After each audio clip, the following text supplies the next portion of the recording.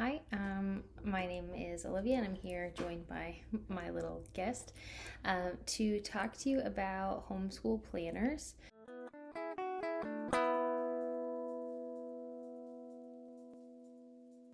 The next Schoolnest planner that I am going to be using for the remaining part of this school year and into the next school year. So kind of February onward.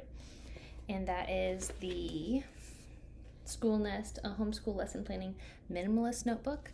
It is quite a bit thinner. Well, it's still pretty thick, but it's thinner than the regular lesson planning notebook that I'll show you first, and then we'll talk about the differences that this one has, or rather doesn't have, compared to the regular bigger one. So this is the Schoolnest planner that I used this last year as far as recording what we do and reminds me what we have done, and I have enjoyed this format. So this is a sticker that I had added. This is the planner that I just finished up with. There are extra month pages that I have left, but the weekly pages that I've used to track our curriculum progress ran out. So I am starting with the minimalist one. So walking through the lesson planning notebook that I have used, I'll show you kind of some of the ways that I've used it, and then we'll go into the minimalist notebook, how that's different. Okay, so just wrote down some reasons for homeschooling priorities in the front. There is a calendar and field trips tracker. I didn't use this super well. Ended up not finishing that out. One thing that is valuable to me is the attendance tracker. We started using this attendance tracker in May and transitioning over to February now. So I'm transitioning over to the new notebook, and I'll finish that out. But here you can mark visually the days that you have homeschooled.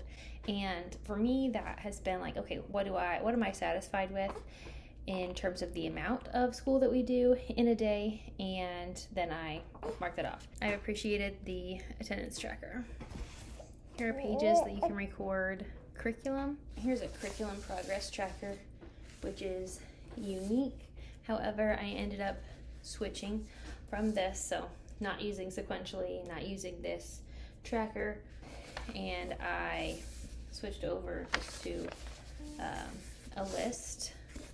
I taped this in, but this is the number of lessons that I left, or number of pages in the case with phonics pathways, but Saxon K was number of lessons. Story of the World, we ended up not continuing that as a social studies curriculum right now, and we'll probably pick that up later on when she's older. I'll show you the main difference between the planners. This one is thicker. It's because they have these extra pages after the weekly pages that are kind of free to use. They're called daily details. And these are those daily details pages at the end of the weekly spread.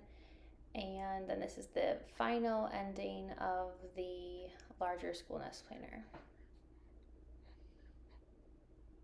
And then this is the weekly spread without those daily details pages in the minimalist notebook that I'll be using this year.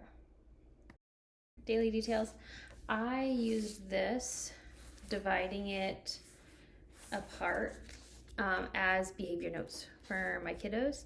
Having those pages is not vital for me going forward. Also, my main purpose in having the minimalist notebook, having like a planner that I could hand to someone as part of an association, an accountability association for homeschooling, and say, hey, this is what we've done. I'm going to use the minimalist notebook just for homeschool. I'd say the most important piece of the lesson planning notebook has been the weekly spread. In these pages, I record what we've done if I plan ahead, but also I get to record what we actually complete via check marks, and that keeps me on track for our homeschooling. So I hope that little introduction chat comparing the two notebooks is helpful, super affordable. You buy them through Amazon, and these are the lesson planning notebooks by Schoolnest. So leave a comment below if you have any other questions, but that's how I've used the first Schoolnest planner throughout the last year-ish, and then how I'm stepping into using the new one in the future. If you are interested in homeschool content, follow along with this channel. I am a homeschooling mom of 3 now. My oldest is in that pre-K kindergarten space, and I have a master's and bachelor's in agricultural education, hence the name Agrarian Schoolhouse. So follow along if you are interested in content like that.